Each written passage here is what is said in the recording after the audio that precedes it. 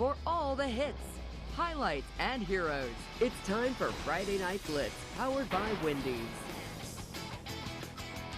Oh, do we have a show for you tonight, a show that is geomagnetic. Welcome to the Friday Night Blitz, powered by Wendy's. I'm your host, Rob Namnu. The playoffs began tonight in every classification except for Class 3A. For many of the seniors, this will be the final time that they'll put on the pads and play the game they love with their best friends, their brothers, their peers, which in turn raises the stakes. Every team playing tonight wants to be able to practice on Thanksgiving. We're thankful this evening to begin the Friday Night Blitz with Vista Ridge and their playoff opener against Skyline. First quarter, Brandon Dorman dialing it up.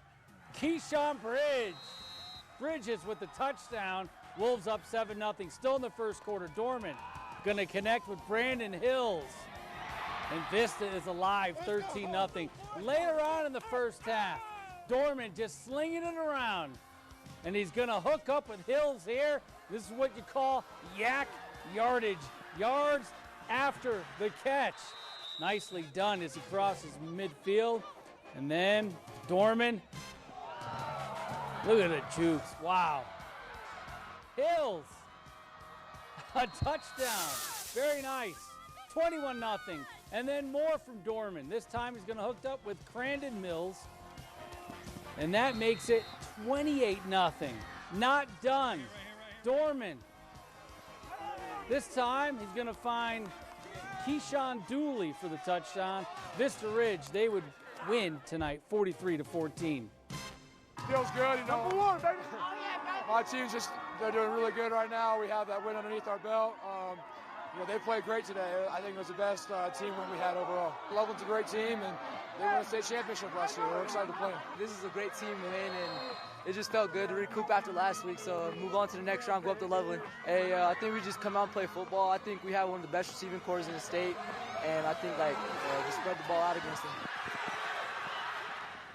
Well, that was fun to watch tonight. Mesa Ridge was looking for a good performance against Denver South. Primarily, the Grizzlies like to throw the ball all around the field, but they are more than capable of playing ground and pound football if necessary. One thing we do know is that their defense, they feature a lot of ball hawks in that secondary. For more on Mesa Ridge's first round matchup with Denver South, we join Danny Mata, who joins us from Blitz Island.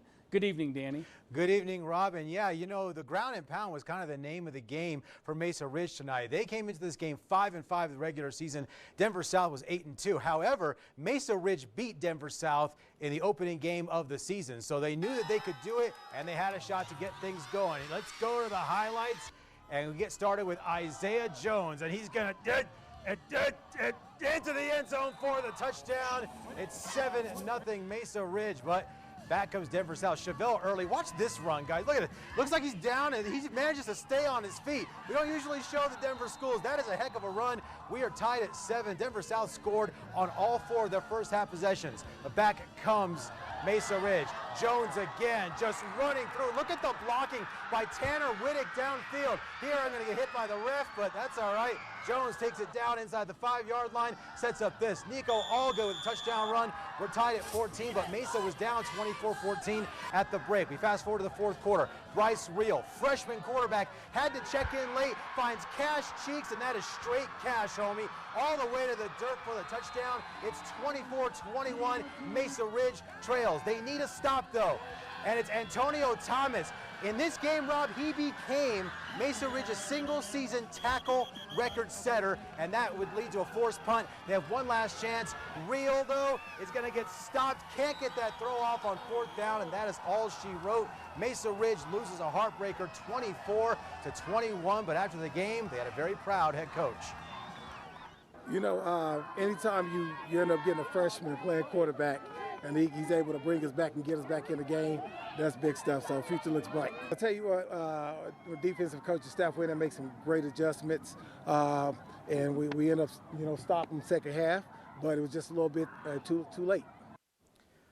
Yeah, not quite what they needed, but they pitched a shutout in the second half. A lot of sophomores on this team. Mesa Ridge going to be a team to look out for. Rob? A lot to build off of, Danny. And Cash Cheeks, best name in high school football. Oh, yeah. In the whole state, not just in southern Colorado. All right, it's a golden time for the Cheyenne Mountain football program. They're in the playoffs for the first time in 9 years as the Red Tail Hawks hit the road tonight to take on Golden. In order for the Red Tail Hawks to be successful this evening, they weren't going to be able to treat every possession like a 2-minute drill. They were thinking more along the lines of ball control offense, keeping it away from the Demons. First round at the Colorado School of Mines. Beautiful locale, and Cheyenne trying to rally in this one. Bruce Archibald finds Sullivan Moon, and the Hawks get on the board, but they were down 27-6 still in the first half. Cheyenne's defense stepping it up. Gabriel Lucas over the middle, but Lucas is right there playing a little center field, and he picks off that pass. In the third quarter, Archibald hits his receiver, goes off his hands, it's tipped, and it's an interception by Noel Abare. So the Demons, they would capitalize with the good field position. Dalton Summers, that's a tough run, just bouncing off would-be tacklers. Later on in this contest, Cheyenne forced a punt. The Demons would muff the punt, and Cheyenne would recover, but their wonderful season comes to an end tonight as they lose 47-6. Golden will play Fountain Fort Carson next week. I love them, and I'm proud to be their coach. Couldn't be happier. I'm so proud of these guys. I wouldn't want to be anywhere else. They're just, as far as human beings, they're as good as it gets. Making the playoffs, of course. It's been a dream since we were freshmen, I believe all of us, and it was just a real dream to make it happen. All right, the Classical Academy kicking off Class 2A playoff action against Northfield. Titans defense setting the tone. Tanner Eade with the sack. First drive for Ethan Aragundi. Follows his blockers, and he gets into the end zone. 7-0 Titans with an early advantage. Next drive. Sam Galuez, good quick hitter to Matthew Siagova. And this young man is deadly in open space. And just like that, the Titans had a 2-touchdown advantage. Second quarter, Cade Palmer, the Air Force commit, punches it in. 21-0 Titans. And then they bring the heat. Julian Stover, the quarterback, under duress. And he gets picked by Chase Keller. You can chase him, but you ain't going to catch him. Keller with a pick six. And then the next series for the Nighthawks, it's Blake Van Togeren. He gets to Stover, and Eade going to finish it off.